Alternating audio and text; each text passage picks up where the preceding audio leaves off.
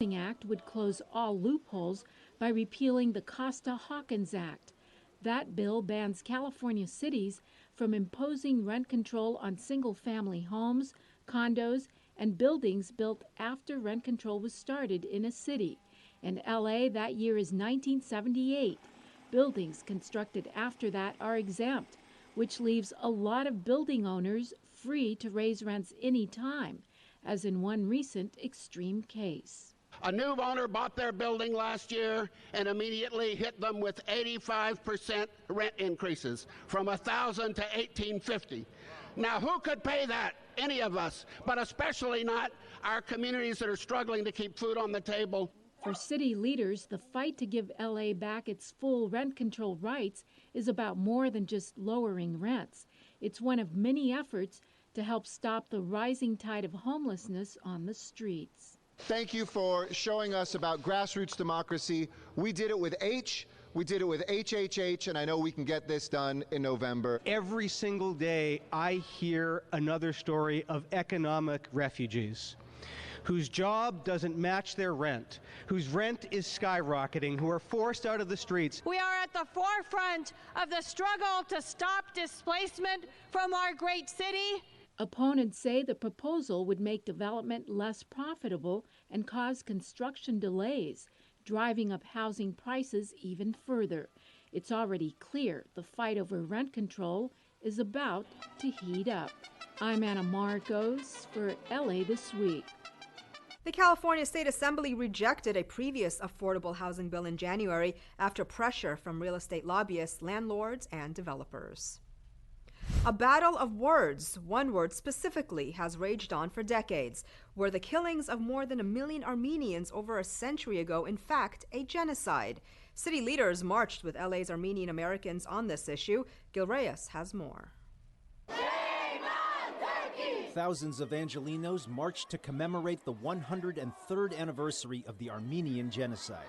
2 demonstrations took place, one in East Hollywood, the other along Wilshire. Paul Krikorian, the city of LA's first Armenian-American elected official, attended both rallies. There hasn't been any accountability for that genocide, and it really opened the door for the Holocaust and for the other genocides of the 20th century. So this is really something that everyone who cares about humanity should care about, everyone who cares about justice should care about. More than a century later, Turkey still refuses to recognize the massacre of 1.5 million Armenians by Ottoman Turks as a genocide. The U.S. also refuses to officially use that term. Not since 1981, since the days of President Ronald Reagan, has a sitting U.S. president acknowledged the fact that there was a genocide. Speculation is presidents feared they might offend Turkey, a key NATO ally.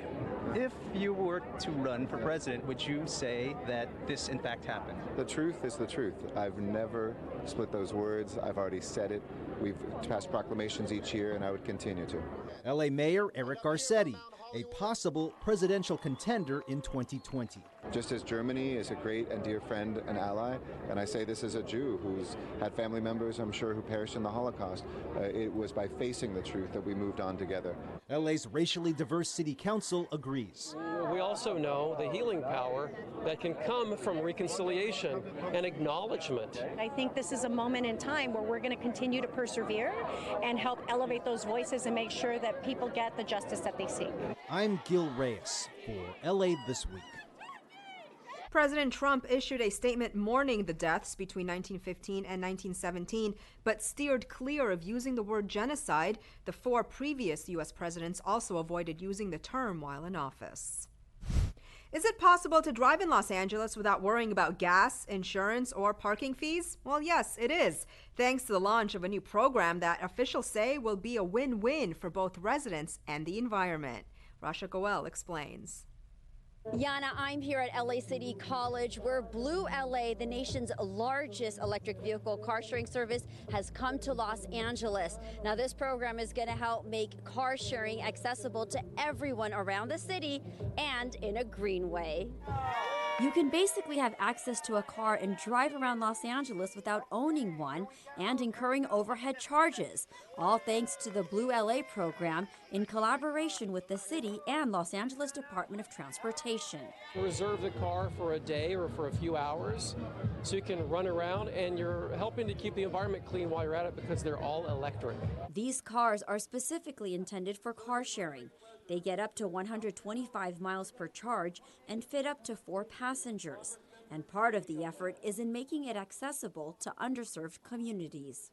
Once you have registered to the service, you will receive a contactless card, or you can either way use your tap card and then access the car and you rent it. So as soon as you are unplugging the cable from the car, you're ready to go. You start your rental, and to end it, you can go and drop the car at any other compatible station. And the cost? It varies from $9 an hour to $12 an hour, depending on if you qualify for a low-income household. I think it's really great for the air, the environment. It's really this is a good idea. This is excellent. Currently, Blue LA is available through central Los Angeles with plans for expanding all throughout the city. For more information or to sign up, check out bluela.com or email contact@bluela.com. Blue LA also offers 24/7 customer service and is currently offering introductory rates. Well, sure, we need more affordable and homeless housing, but how would you feel if your neighborhood was forced to carry much of the load? Well, many residents in Lincoln Heights say it's unfair. As Gil Reyes reports, local leaders want to clear the confusion about a possible plan to convert area parking lots. Is new affordable and homeless housing coming to Lincoln Heights? At the first of several community meetings, some say not in my neighborhood under the current conditions. I don't refuse the homelessness problem. I don't refuse affordable housing. I refuse the fact that it's not being spread equally throughout the neighborhoods. And the burden is going to lie solely on Lincoln Heights. The city has a preliminary plan to transform 12 city-owned lots into affordable and homeless housing. Almost half of these sites, parking lots, are located in Lincoln Heights around North Broadway. Area residents don't think that's fair, but again, it's not a done deal. Part of this process is talking to the community about the type of housing that they want here in Lincoln Heights. So nothing's set in stone. There's no signed contract. All we have is a contract with the developer and an idea to build 5 lots. That's it. Residents are also upset that 2 developers received contracts with no input from the public. Developers addressed the crowd. I built housing for seniors, and I have also built supportive housing. We build all types of housing as is appropriate for our city right now that is facing a crisis. Lincoln Heights Councilman Gilbert Cedillo also chairs the Housing Committee. He's responsible for helping to house LA's unsheltered, whose numbers are surging. Let me finally applaud those who share a vision that believes that all people deserve a right to housing. Businesses are also concerned about losing parking in neighborhoods where parking is already scarce. More community meetings are set for the coming months. In Lincoln Heights, I'm Gil Reyes for LA This Week. The mayor has made affordable and homeless housing priorities. City council members have pledged to create 222 new units of supportive housing in each of their respective districts. Relief has arrived for several lucky families who were at risk of being priced out of the neighborhood. Gil Reyes reports on a new affordable housing complex in Boyle Heights. For longtime East Side residents struggling to get by, this is an upgrade. The Cielito Lindo apartments have opened. 100% affordable housing for 50 families on LA's East Side in Boyle Heights. Y lo más emocionante fue cuando me dijeron la renta. And the most exciting part was when they told me how much the rent was. At its grand opening, Marta Silva, a single mom, tells the crowd that her new apartment is both better looking and more affordable than her old one. Tenants selected to move in are of low income. Rents are reasonable, though, between $500 to $1,000 a month. Cielito Lindo was developed by the East LA Community Corporation. City leaders are excited. My family's from Boyle Heights. I want to see the same rich Boyle Heights that was a gateway for so many people, whether it's immigrants or migrants from other places, and this ensures the stability of the community for a long time to come. It took some heavy lifting. The complex sits where the old Peabody Worden House used to be on 1st and Soto Streets. 2 years ago, crews moved the home, built in 1895, across the street to save it from demolition, appeasing preservationists. This is a transportation hub. We have the new Gold Line. We have about 8 different bus lanes that come through here. So it's located in a great area because it's next to transportation. We're building density and also providing support to families who need it. It's a win-win all around. We got to do more of these. In Boyle Heights, I'm Gil Reyes for LA This Week. 2 more buildings will be added to the complex. Councilman Huizar says his district has been a leader in creating affordable housing. Around 1,000 units have popped up in his district over the past decade. Well, green living is alive and well at Loyola Marymount University. The campus is such a good steward of the environment, it's receiving a top award from the city of LA, which likes to encourage businesses and schools to recycle. Anna Marcos has more on what the Recycla Awards mean. You're looking at a campus where students, staff, and teachers all recycle 84% of their waste, where they also practice composting and growing things, as well as donating to the needy. At our campus, we have our own recycle plant that sorts and sells material. Loyola Marymount University has clinched the city's Platinum Star Recycla Award. It's the first time the city hands out the Platinum Award, the highest given to businesses and institutions for their recycling efforts. LMU is a great example of what businesses and schools should do to look at what waste they generate. And we are trying to make that future cleaner and greener, specifically with this group here by reducing our dependence on the landfill. LMU even has a clean garden that teaches students how to grow their own organic fruits and plants, like this lemon balm, which smells absolutely delicious. But wait till you see how they make these smoothies. They are serious about their environmental practices. How about that? Pedaling your way to a smoothie on your own muscular steam. What does it feel like to work for your smoothie here? Well, it's sustainable, it's organic, I'm reducing a carbon footprint. The university rates among the top campuses around the country for its attention to Mother Earth, and it has won numerous awards. I guess we're the best recycling university in the country. Meanwhile, the students, faculty, and staff have gotten really good at making some pretty mean smoothies. I'm Anna Marcos for LA This Week. Among the university's awards, it won last year's Recyclemania, a recycling tournament for universities across the country. It's also listed as a cool school by the Sierra Club. If you love the environment, every day is Earth Day. But that didn't stop the LA Department of Sanitation from putting on a big party to celebrate Mother Earth. Anna Marcos takes us to Earth Day LA. So, what do you do on Earth Day? Well, dancing on the grass sounds nice, or just finding a great big tree to lie underneath in on the grass works too. People may know them as trash collectors, but when it comes to a clean earth and clean water, LA's Department of Sanitation workers know their way around, and they know how to put up a heck of an Earth Day LA celebration. You know them, you see them in your neighborhoods in their green trucks picking up your trash, but there's a lot more that they do for all of us besides just that. They take care of our sewer system and our wastewater system. They collect and clean our rainwater. They plant trees. It used to be that the Department of Sanitation was about throwing things away, right? But today, it is about reusing all those things. Workshops and exhibits focused on the earth-friendly, from learning how water is cleaned, filtered, and reused, to learning how to use mulch. Or how about a free oxygen-giving tree for your front yard? There were plenty of trees to choose from. Earth lovers even got a photo op with Mr. Recycle himself. I decided to show up because I wanted to learn about better ways I could recycle and help the earth. The city of LA has become a force in helping to green the environment.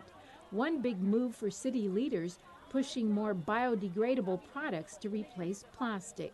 Everyone here would not want to use a plastic straw if you knew it was going to end up in the nostril of a sea turtle and slowly kill that sea turtle. We're talking now about moving towards zero waste as a goal of ours. To accomplish all this, you have to start them young. So how to get kids in on the conservation kick?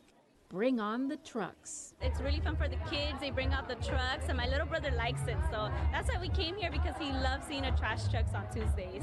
Well, at least someone loves those stinky garbage vehicles. And it looks like this festival just might have won these young minds over to loving Mother Earth as well. I'm Anna Marcos for LA This Week. For more info on how to conserve and recycle, visit lacitysan.org. Mayor Eric Garcetti makes it easier for City of LA employees to report sexual harassment. A group of high school students gets high praise for their idea on battling homelessness, and you'll be seeing a lot more trees at one local park. All these stories in City Beat.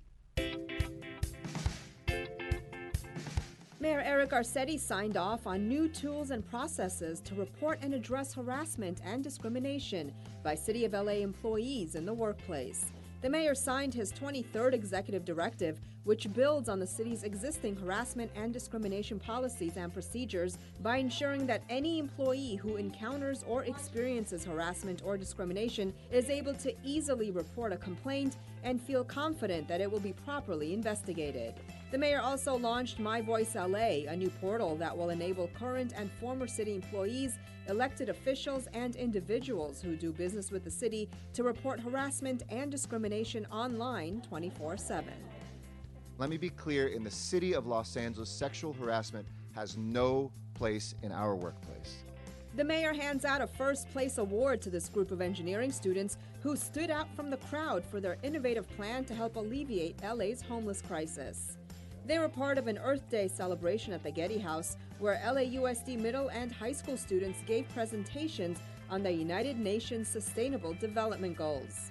Garcetti tweeted that he loved hearing creative ideas from LA school students and that these young Angelinos are leading the way for a better future for LA and the planet. The winning group's project helps keep track of people who are homeless while connecting them to services and jobs.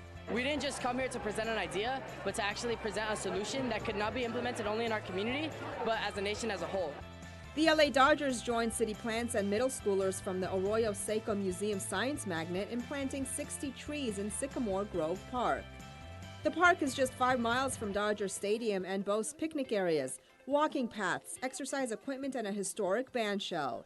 The new trees will help shade those amenities, making them even more pleasant to use. This project supports the ongoing reforestation efforts of the city to maintain and preserve our parks, which over the past few years have faced canopy decline due to die-out and a variety of climate issues. City Plants received funding for this project through a grant and has partnered with the Los Angeles Department of Recreation and Parks. It is truly, truly important that we all plant trees in LA right now, because as we lose those trees, we need these young trees to grow up and take their place. The Los Angeles Zoo welcomes some new furry friends to the fold. As Gil Reyes reports, meerkats are not camera shy and are waiting for you at the zoo. Get your phone ready. Standing tall and posing for photos during much of the day are these new zoo arrivals, meerkats, 7 of them. Hopefully, they will breed. Through Mesh, they were able to meet each other for a few days prior. We could kind of evaluate their behavior, make sure that they were going to get along, and then sure enough, as soon as we opened up the Howdy Mesh, they walked right through, and they seemed like they already knew each other. Meerkats and their expressive personalities are part of the mongoose family. They mainly come from southern Africa, but these recently arrived from zoos in Quebec and in Kansas to help increase the LA Zoo's dwindling population. Stand all the way on their tippy toes and use their tail to help support their weight. And they'll do that as a lookout behavior or sentry behavior where they're looking for predators in the area. What do they eat? They eat insects mostly, but at the zoo we also give them fruits and vegetables. So here we have a very strong dominant female and then her 2 sisters, and then there's a dominant male as well that she is paired with. So those 2 hopefully will breed, hopefully we'll have pups in the next few months. And you can meet this new furry mob made up of 4 males, 3 females, and more to come here at the LA Zoo's entrance. The zoo is open 7 days a week. At your Los Angeles Zoo, I'm Gil Reyes for LA This Week. You'll also find the meerkats hard at work digging a maze of holes and tunnels in their new habitat. Well, come enjoy a movie from a Hollywood rooftop, check out some cool rides during an annual Community Fun Day, and support your local community at a local craft fair. All this in this week's Things to Do. The Montalban Theater is heating up this summer with several feature rooftop movie screenings. You can't be in a more scenic spot to sit back and enjoy movie classics and new releases with incredible views over the heart of Hollywood. The Montalban has a selection of food vendors, plus all of your favorite movie snacks like popcorn and soft drinks. Make sure to arrive early to enjoy the sunset and take the perfect selfie. The next screening takes place Wednesday, May 16th at 8 p.m. Fire Station 65, One Community, One Cause, Councilman Joe Buscaino, Watts Neighborhood Council, and a host of community organizations have partnered together to promote community unity and present the 8th annual Watts Community Fun Day and Car Show on Fire Service Day. Admission is free. The event includes a free pancake breakfast and a host of free festivities, live entertainment, car show, the Best of Watts talent competition, Jaws of Life demonstration, free health screenings, vendor resource booths, kids zone, and much more. Join the fun for a day of unity, a family event for all ages to enjoy. The 8th annual Watts Community Fun Day and Car Show takes place Saturday, May 12th from 8 a.m. to 4 p.m. at Fire Station number 65, located at 1801 East Century Boulevard. The Echo Park Craft Fair is a two-day art and design event in Silver Lake, featuring work by over 120 artists and drawing thousands of guests. The fair has become a pioneering showcase for the thriving makers movement. Featuring a meticulous curation of work from some of the finest artists in America, the fair celebrates innovators creating in a vast array of mediums, from ceramics to jewelry, perfumery to clothing design, woodworking to fabric art. Founded at the cusp of what is now a global trend toward the support of handcrafted and locally sourced, the Echo Park Craft Fair has evolved over nearly a decade from a backyard pop-up to a vast community gathering.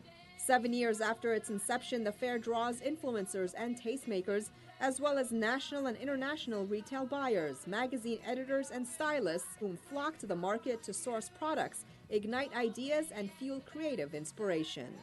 The Echo Park Craft Fair takes place May 11th through the 13th from 10 a.m. to 6 p.m. at the Max Sennett Studios, located at 1215 Bates Avenue. For more, visit echoparkcraftfair.com.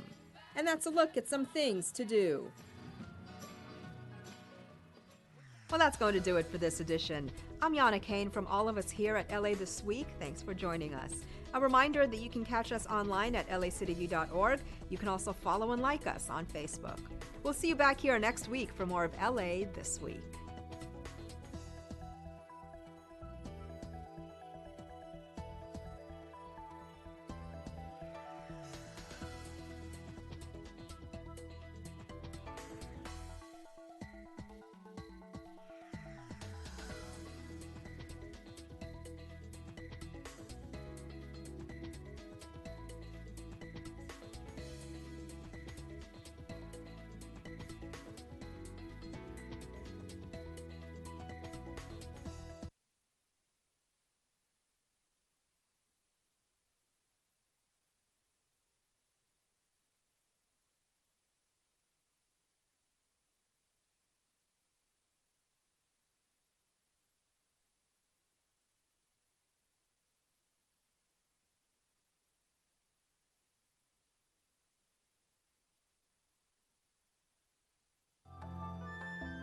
This is Koreatown. My name is Hwang Bae Kim. You watch LA City View, Channel 35. Our city, our channel.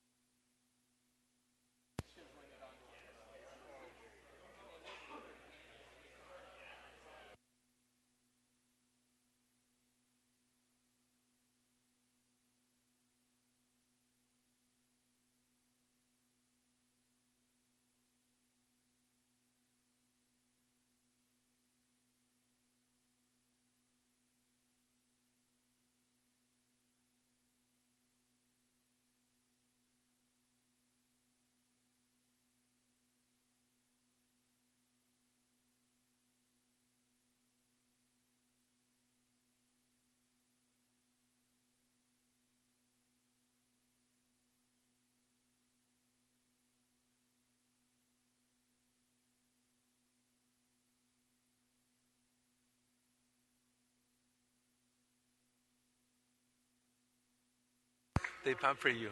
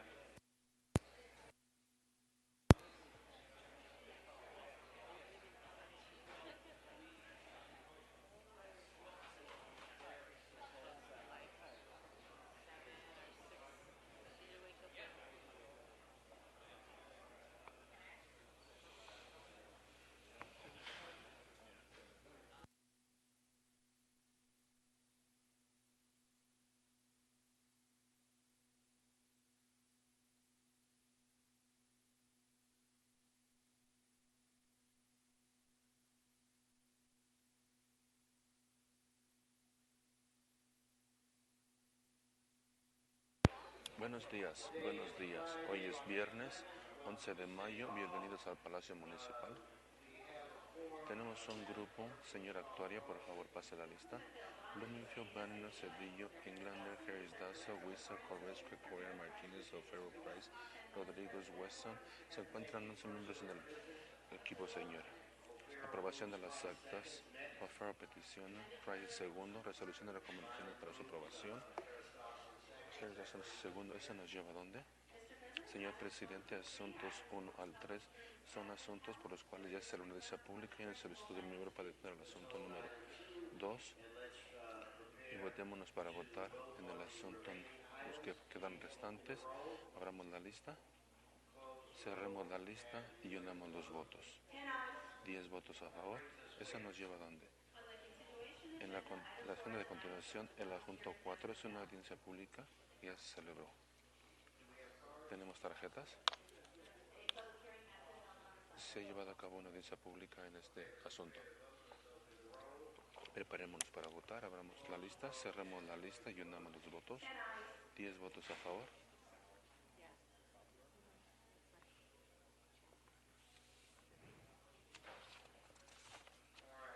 Muy bien, eso nos lleva a dónde? Vamos al comentario público general. ¿Por qué no traemos a la señora McAllister? Tiene un minuto, comentario público general. Señor Presidente, para que conste en el acta la ordenanza para el asunto número 1 se va a llevar a cabo el 18 de mayo para una segunda lectura. Señora McAllister. Es una que se llevó a cabo hasta el día de hoy. Los negros han sido tontos que ahora las reparaciones en nuestros ancestros fueron forzados a invertir en esta comunidad sin que se les pague un centavo.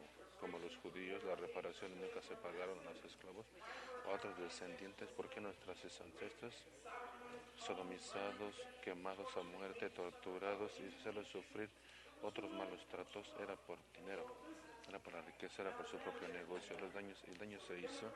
Los demócratas han abierto las fuentes de los extranjeros ilegales y para tomar nuestras viviendas. Nosotros queremos a los dos abogados, son aquí en los Estados Unidos para que empiecen las diligencias procesales para obtener la tierra y el dinero, pero parte de este gobierno. Y a propósito, una cámara de gas no va a ser encortada en los campos de concentración, ni siquiera un ser mecánico de las cámaras de gases porque los judíos tienen dinero. Con Sam Murphy, Patricia Sánchez, no Weiss, señor Murphy. Un minuto. Usted tiene su comentario público general. Sí, como les dije, el martes va a haber una celebración para nuestro nuevo pastor. El 1 de julio se va a jubilar. Es cancelado, va a ser un problema. Le estoy dando la información ahora porque mi viernes va a ser el primero. Gracias. La señora Patricia Sánchez.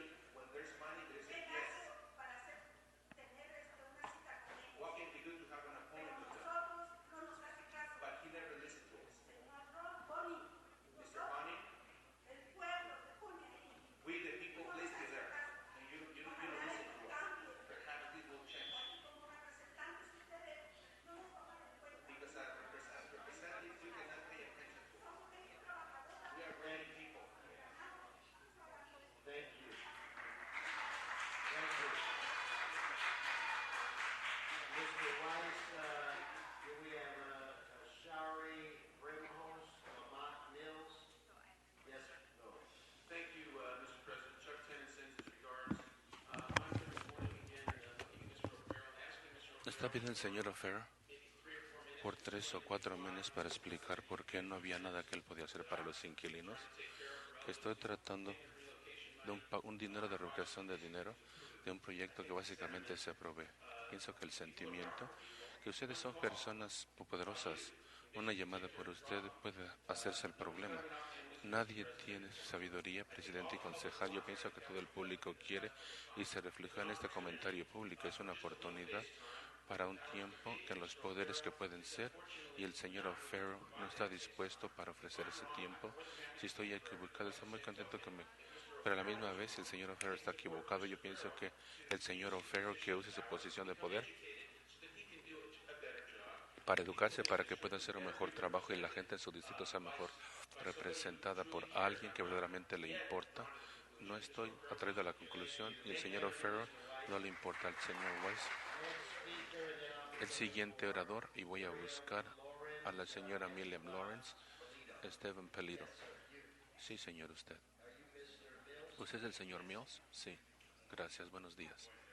Buenos días a todos, soy Lamar Mills, de la Fundación de Contratos de Ingenieros, y tenemos un implante de desamparados. Robert Brines, el dueño de la Fundación Biefo, ingeniero contratista y presidente de la Fundación, es una corporación no lucrativa y que creó en cerca de Green.com. Ha llevado a cabo contratos del gobierno por 40 años. El señor está en un contrato de $2 millones con el Departamento de Transportes, Caltrans, para quitar a la basura de los desamparados en el noroeste y la región sur del municipio de Los Ángeles. Ha quitado la basura en un contrato de los desamparados de cada por 18 años, 1988, y señor Bridges se votó el contratista de Century Housing. Needy versus Greedy, si quiere movilizar al municipio de Los Ángeles y con lo de la naranja con la población de los desamparados. Y si se necesitan los fondos esta carrera, gracias, lo aprecio, gracias. Pues le puedo dar lo mejor al señor Bridget. Sí, lo haré. Gracias. Sí, hola, soy Shari Brandholz. Soy una votante del 11º distrito. No podía atender una junta y el señor Bonnie, así que llegué aquí. Voy a ser desamparado por la primera vez en mi vida. Soy discapacitado, tengo cáncer de la sangre, vivo en Venice, vivo en mi unidad por 22 años y me están desalojando.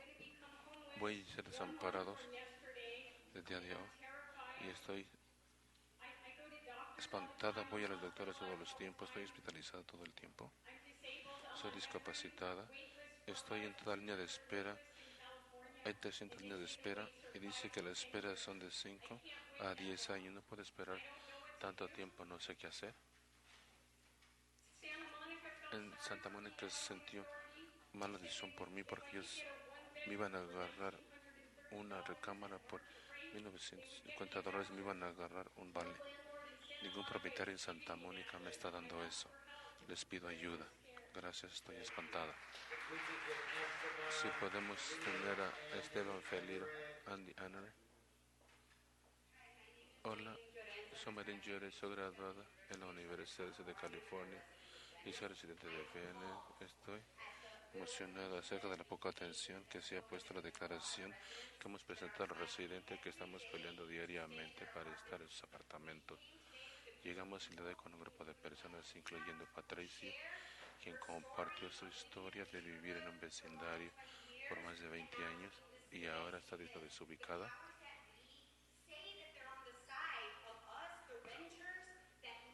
Que viven esas comunidades. ¿Dónde están? El verdadero respaldo que nosotros necesitamos. Ya sabemos que todos ustedes saben esto. Se usa ilegalmente, se usa solamente para presionar a las personas que rentan de bajos recursos de los apartamentos para convertirlos a MBV, y en Venice es bien conocido. Hace un año enviamos primero el correo electrónico a los consejos de concejal para una junta para platicar todos los desalojos. El siguiente orador, identifíquese, señor Peliro. Buenos días, señor Alfredo. Estoy aquí para hablar en respaldo a mi amiga y vecina Shay Penoch. Solo quiero decir que yo también soy un rentero en Venice y sí me ha presionado para mudarme también. Solo quería nombrarla a ella, que ella se va a perder su hogar de 20 años y ha hecho todo lo que puede debido a quedarse en Venice. Quiero decir que las protecciones de los inquilinos en Venice no son lo suficiente. Gracias. El siguiente orador, identifíquese. Hola, soy Andy Youngray. Estoy aquí en respaldo de Sheriff y también rentero en Venice. Quiero decir qué es lo que los desamparados se ve antes de que se hace desamparado. Si no lo hacemos posible para que alguien esté perdiendo su unidad, van a vivir, para vivir en un hogar, van a vivir en una carpa. Y esta es la ranura que necesitamos llenar, para que ustedes nos ayuden para llenar. Gracias. Gracias. Antonio Ramírez. Le sigue el señor Herman. ¿Qué número? Solo el comentario público. Paren la violencia y robo, agresiones, incendio, hostigaciones diarias en la Plaza Olvera y Grand Park. Los desamparados, sucios y los hombres y mujeres extranjeros que tienen la seguridad de amenaza y en los medios hogares públicos, en los inocentes ciudadanos que acatan la ley, con aquellos que vienen a las calles. Son jodidos y extranjeros, palos mojadas que están robando y agrediéndonos a todos. ICE empieza a despertar en la iglesia ante Mother of los Angels, Armando, Héctor y los otros, violencia. Fuckers Star en ambas, la calle Main y la calle Spring. Desde la avenida de César Chávez, y quiten todas las carpas, es donde ponen todas las propiedades robadas nuevamente. En la calle Spring y Main, en la primera, y César Chávez en el Pueblo Park, donde tienen todas las propiedades robadas y las comparten entre ellos. Gracias. Señor Herman, le sigue. Pienso que es Janelle Ramiro. Sarah Coyo Moreno. Es obvio, se me ha prohibido el Comité de la Seguridad Pública por nadie más que Michael Englander, que mal representa malamente el valle, como le escuchas.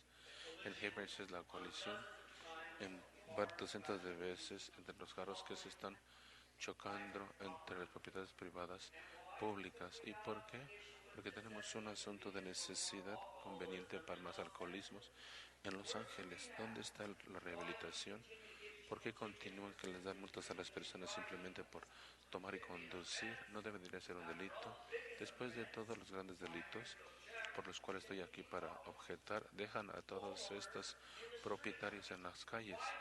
¿Por qué tenemos que tener a la gente desamparada viviendo en las calles? ¿Por qué tengo que venir aquí a protestar en contra de los políticos estadounidenses afroamericanos y que nos dan $200 en pampletos para pagar nuestra renta? Jódase, y jódase.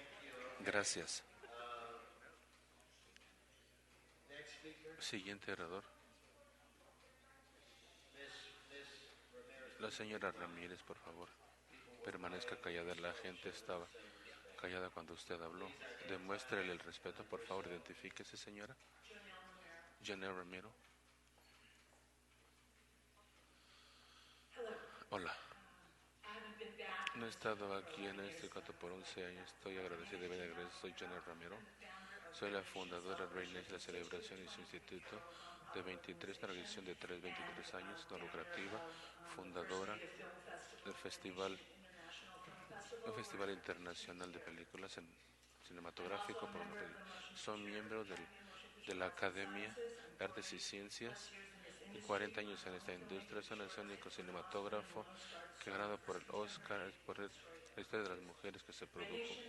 La celebración del instituto es Artes y Cultura, organizaciones no lucrativas en la ciudad de Los Ángeles. Es el primer no lucrativo nativo por asuntos generales, departamento responsable por establecer el mes de la ciudad de Los Ángeles. Fundó 23 años.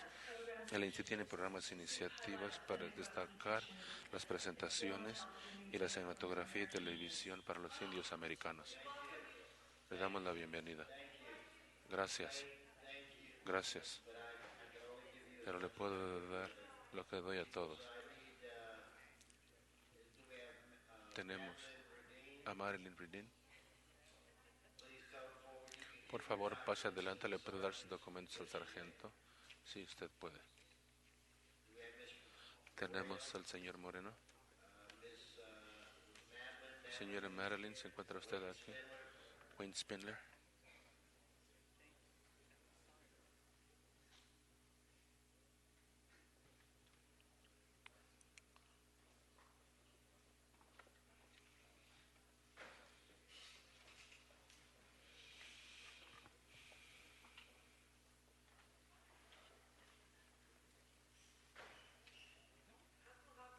Hakuhausala koyakti, kapanishilmienke.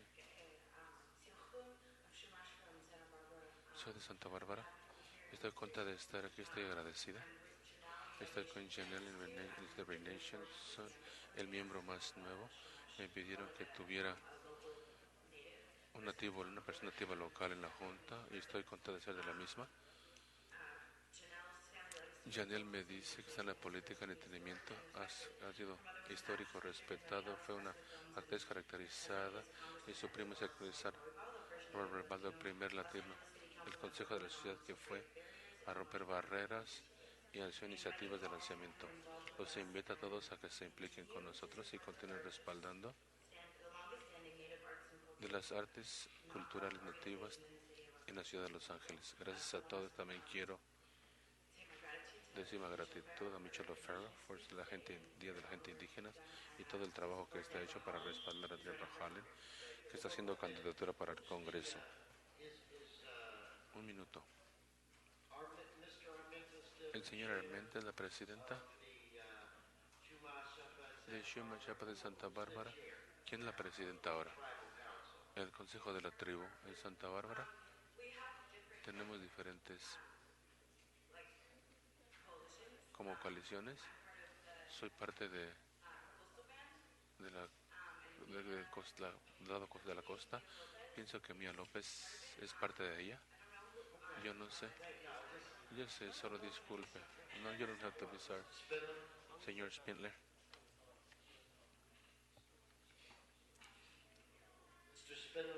Señor Spindler.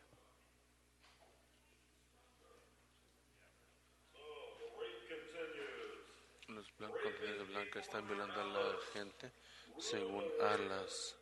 Rubel el violador, Tony Cardin es el violador, Mitchell England es el violador, Wisa el violador, Rice el bígamo, que están tratando de ponerse a uno de hacer un trato el día de hoy y se rompió ahora. O'Farrell no va a hacer un trato. Que está Tani, que está aquí el día de hoy, hagamos un trato y McBurney sí salió, pero regresó de sus víctimas, ser el enjuiciador, gracias a tus personas tú las enjuicias. Tú eres el que estás dirigiendo el genocidio del control de renta en la ciudad de Venice, y esta gente es tan rápido, que tan rápido es que el tiempo que Tony Cardin sacó es tan fácil que se acabó su tiempo.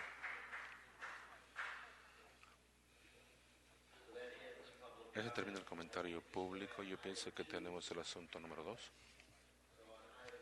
En el asunto número 2, abramos la lista, cerremos la lista y unamos los votos. 11 votos a favor. ¿Qué está ante el cuerpo legislativo? El concejal tiene publicaciones y referencias, se han publicado y referidas. Tenemos anuncios, miembros.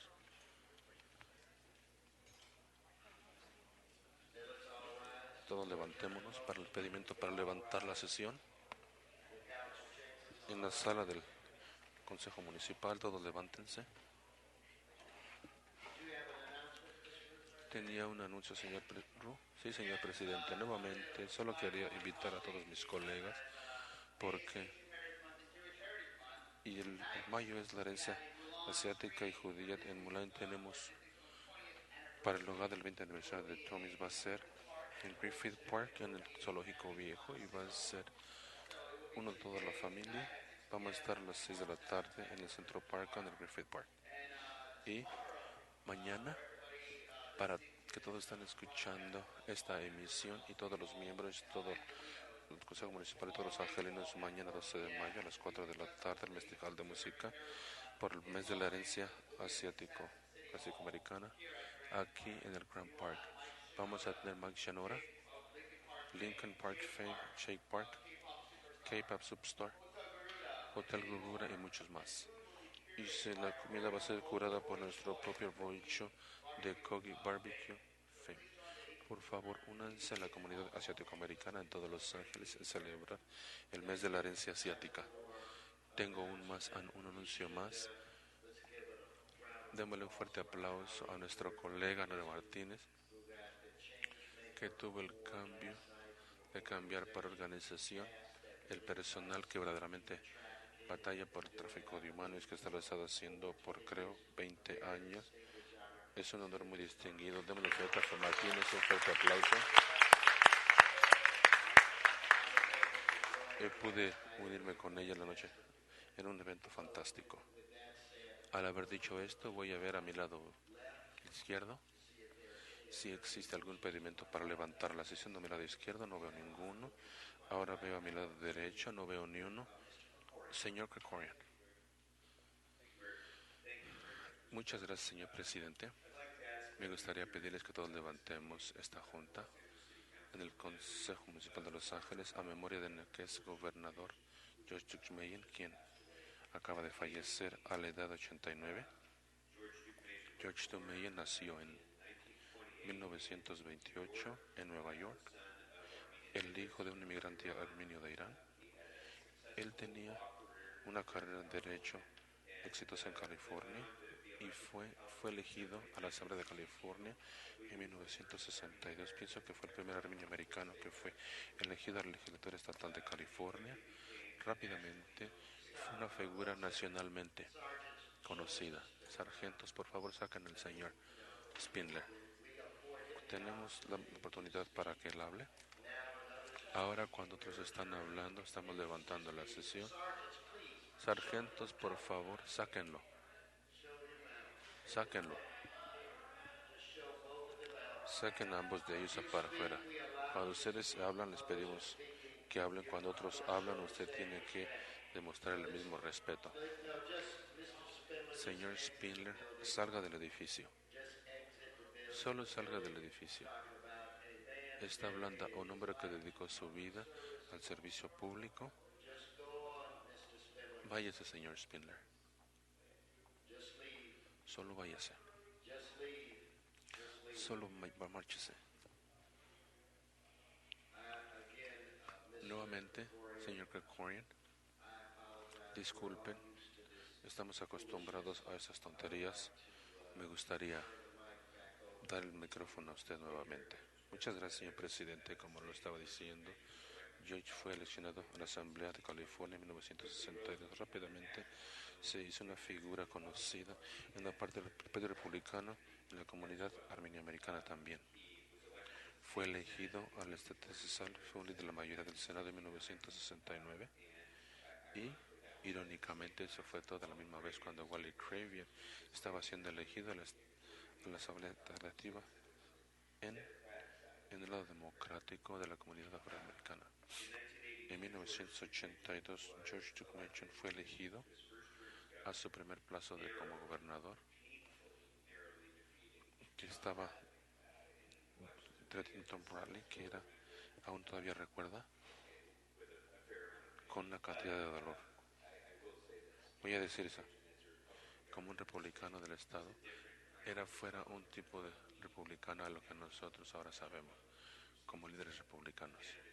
Fue un hombre de integridad, dispuesto a trabajar con todas las personas, y era humilde y dispuesto a trabajar con el mejor interés del Estado en todo momento. George Kelton, quien cubrió Tuchmeyen por muchos años como columnista de Los Angeles Times, dijo que era una persona ejemplar, que una persona que se necesitaba en las políticas polarizadas de la época de hoy, y continúa a escuchar sus propias voces. Estaba comprometido a su causa conservativa, que en circunstancias cambian para decir su base política, para tomar un hike. Y eso alternamente vamos a tiros como ese, como un ejemplo. No estoy de acuerdo con Jukmejian en casi todo, pero fue un ejemplo. Era bastante asombrador que yo lo conocí. Era un líder de orden y derecho. Trabajó con líderes democráticos para hacer a California un estado para prohibir los fusiles. Algo que llegó una gran sorpresa, nuevamente un ejemplo de lo que el pensamiento justo los republicanos deben de hacer el día de hoy. Lo inspiraron para hacer después de la balacera. Era un líder importante en este esfuerzo en el país. Ciertamente era un líder muy importante en la comunidad armenia. Peleó por muchos años. Fue una de las primeras voces en la legislatura, junto con Wally Craven, que habló acerca del reconocimiento del genocidio armenio-americano. Y era la historia de su propia familia y la historia de nuestra comunidad. Y las experiencias son para aquellas personas que no acataron la ley, que contribuyeron al genocidio. Eso también dirigió a otro que asombró a la gente del gobierno republicano en el 86 por la experiencia de su propia familia y la comunidad armenia. George Duke hizo algo que asombró a la gente cuando llamó a la región de UC para visitar en sus haces de Sudáfrica, porque en la parte rural que estaba dirigiendo el gobierno en 1986. Después de que Guerrero se jubiló de una vida electiva, estuvo muy activo en asuntos americanos, pero era un papel más callado en las políticas de California, pero siempre estaba trabajando calladamente y humildemente para el mejor interés del Estado, como lo dije. Y desagrimos en todo sustantivo y él todavía animaba a estar en mi carrera. Y era el tipo de líder que yo pienso que necesitamos más. Aún hasta cuando era gobernador, cortaba su propio pasto en su casa en Long Beach y manejaba él y su esposa. Él ni siquiera iba a las atrapaciones del poder. Él hacía buen trabajo para la gente. Así que extrañamos su liderazgo, pero ciertamente dejó un legado en nuestro estado. Así que le sirven su hija, Leslie Gavin Andrew Pollack, y su hijo George Tuckman Jr. Él fue un líder y tiene un gran legado como parte de la historia de nuestro gran estado, que descansa en paz. Señor Kekorian, el gobernador, cuando él se jubiló, sirvió en la Junta del Centro de Ciencias de California. Mi esposa y yo tuvimos la oportunidad de conocerlo. Era una persona muy agradable en la clase A. Me recordó a mi ex patrón, Mike Holden. Y Nick Holden eran en el Senado de California, Estatal de California. Cuando Nate se estaba jubilando del Senado, Tuckman creció en el piso del Senado y dio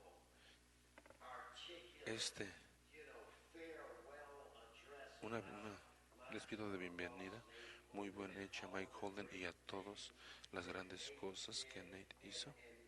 Y el gobernador me dijo, estaba diciendo eso porque se va a jubilar. Era una persona buena, y dijo, yo no sabía que Nate estaba grabándolo. Nate usó esa despedida de Duke Majan en toda campaña, en toda campaña después de eso. Él fue un hombre muy decente y bueno y honorable. Es justo que levantamos en su memoria. ¿Algún otro pedimiento para levantar la sesión? Al no ver ninguno, que todos tengan buen fin de semana. Los veo la semana que entra. Se levanta esta junta.